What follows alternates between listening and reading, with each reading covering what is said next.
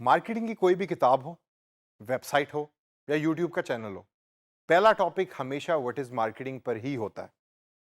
तो मैं digital marketing का कोर्स टीच करने से पहले कैसे इस टॉपिक को मिस कर सकता हूं?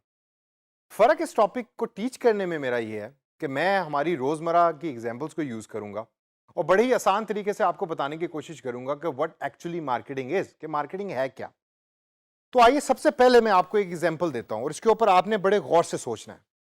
आप घर पे बैठे हैं, एकदम फोन रिंग होता है, आपने फोन पे किया, दूसरी तरफ से एक खातून बात कर रही हैं जिनका नाम है साइमा। साइमा ने कहा कि जी मैं एक इंश्योरेंस कंपनी से मेरा ताल्लुक है और आज अगर आप ये पैकेज साइन अप करवाएंगे तो हम आपको 20% डिस्काउंट देंगे, आपको भी और आपकी फैमिली को भी। तो सवाल मेरा आपसे दोस्तों ये है कि क्या साइमा मार्केटिंग की जॉब कर रही है? दूसरी एग्जांपल और बड़ी इंटरेस्टिंग। आप अक्सर शॉपिंग मॉल जाते होंगे, अक्सर मार्केट्स जाते होंगे, संडे बाजार या इतवार बाजार जाते होंगे। वहां आपको डिफरेंट लोग खड़े हुए नजर आएंगे कि जो चीजें बेच रहे हैं, 10 रुपए की, 15 रुपए की, 100 रुपए की, एक के साथ दो free.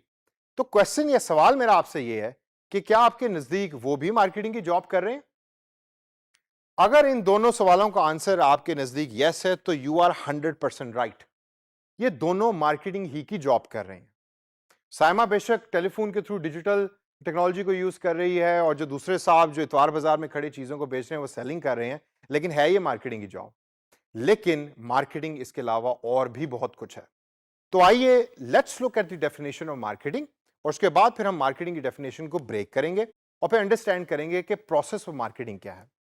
So the process of marketing is creating, communicating, delivering and exchanging offerings. Creating मतलब बनाना, कम्युनिकेटिंग मतलब बताना, डिलीवरिंग मतलब उस चीज को एक जगह से दूसरी जगह तक पहुंचाना, और एक्सचेंजिंग का मतलब तो आप सारे जानते ही हैं कि एक चीज के बदले दूसरी चीज को लेना। अब ऑफरिंग्स जो है वो बड़ा इंटरेस्टिंग चीज है। अब ऑफरिंग से क्या मुराद है? ऑफरिंग से मुराद है वो सारी प्रोडक्ट्स और सर्विसेज जो कंपनी बना रही है, लेकिन वो जब बनाएगी तो इन रिटर्न वो क्या ले रही है कस्टमर से? वो कस्टमर से वैल्यू ले भी रही है और कस्टमर को वैल्यू दे भी रही है in the form of products and services. ये आपने जहन में रखना है कि आपकी कंपनी प्रोडक्ट्स बनाती है और सर्विसेज बनाती है, जिसमें ये चारों चीजें जो मैंने अभी बताई हैं वो एम्बेड होती हैं या उसमें शामिल होती हैं, और इन रिटर्न वैल्यू मिल रही होती है ऑर्गेनाइजेशन को भी और कस्टमर्स को भी। तो आइए इसको ब्रेक करते हैं और देखते हैं कि सबसे पहले ये क्रिएटिंग वैल्यू का मतलब क्या है। अब आप ये मेरे पीछे देखें, ये आपको एक शेल्फ नजर आ रहा है जिसके ऊपर डिफरेंट प्रोडक्ट्स आपको पड़ी हुई नजर आ रही हैं।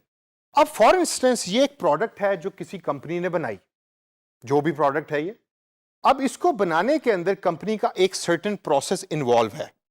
उस प्रोसेस को हम कहते हैं क्रिएटिंग वैल्यू, यानी कि मार्केटिंग उस प्रोसेस का नाम है कि जिसके थ्रू कंपनी को पता लगता है कि कस्टमर को चाहिए क्या, और उसको जहन में रखकर कंपनी प्रोडक्ट को बना रही होती है। सेकंड स्टेप, मार्केटिंग क्या है? मार्केटिंग है कम्युनिकेटिंग वैल्यू का नाम। यानी कि आपने प्रोडक्ट तो बना ली और प्रोडक्ट तो भाई बड़ी जबरदस्त है, लेकिन कस्टमर को तो पता ही नहीं कि प्रोडक्ट कैसी है। तो आप एक इफेक्टिव मैसेज जो है वो कस्टमर को देते हैं कि जिसके बाद कस्टमर को पता लगता है कि आपकी प्रोडक्ट जो है, ओ भाई बात सुनना यार, ये प्रोडक्ट तो खरीद लो। He did not buy the product for me. क्यों? क्योंकि जो मैसेज जिस तरीके से मैं डिलीवर कर रहा हूं वो इफेक्टिव नहीं है। तो की पॉइंट क्या है कि कम्युनिकेटिंग वैल्यू तो है, आप कस्टमर को बता तो रहे हैं, लेकिन उसको इफेक्टिव तरीके से बताएं ताकि कस्टमर उसको सुने। तीसरा पॉइंट और बड़ा important, delivering value. Delivering value से मुराद यह है कि प्रोडक्ट बन गई, आपने कस्टमर को भी बता दिया, सर्विसेज बन गई, आपने कस्टमर को भी बता दिया, लेकिन अब उसको डिलीवर भी तो करना है, उसको कस्टमर की प्रेमिसेस या उसकी जगह तक भी तो पहुंचाना है, ख्वाह वो ऑनलाइन हो या ऑफलाइन हो। तो delivering that product and value is the job of an organisation, is the job of a company. तो कंपनी जो है उस प्रोडक्ट और सर्विस को कस्टमर तक पहुंचाती है, और इस पूरे प्रोसेस को पहुंचाने तक, कस्टमर को पहुंचाने तक, इसको मार्केटिंग कहते हैं। लास्ट स्टेप जो है वो सबसे इंपॉर्टेंट है, जिसमें कंपनी को भी रिवॉर्ड मिलता है और कस्टमर को भी रिवॉर्ड मिलता है। उस स्टेप को हम कहते हैं एक्सचेंजिंग वैल्यू। आपने प्रोडक्ट सर्विस बना ली, आपने कम्युनिकेट कर दिया और आपने डिलीवर कर दिया। अब बारी आई है एक्चुअल सेलिंग की। आपने एक चीज जो आपने बनाई है वो कस्टमर को दी, और कस्टमर से आपने पैसे पकड़े, और आपको फाइनेंशियल रिसोर्सेज की वैल्यू मिल गई और कस्टमर को प्रोडक्ट मिल गया। Last but not the least, जो सबसे इंपॉर्टेंट बात मार्केटिंग के अंदर हम अक्सर मिस कर जाते हैं कि बिजनेस का only purpose is not to earn money. ये बड़ा इंपॉर्टेंट है। आपने प्रोडक्ट बेच के पैसे तो कमा लिए, लेकिन क्या कस्टमर उस प्रोडक्ट से खुश भी है? और अगर कस्टमर खुश है तो वो फिर आपको 5 स्टार्स देगा, और जब वो आपको 5 स्टार्स देगा तो फिर आपका एम्बेसडर भी बनेगा। एम्बेसडर बनेगा तो फिर वो दूसरे लोगों को भी बताएगा कि भाई इस कंपनी की प्रोडक्ट खरीदो, वो सबसे अच्छी है। और जब वो बताएगा तो फिर ऑटोमेटिकली आपके नंबर ऑफ कस्टमर्स इंक्रीज करेंगे।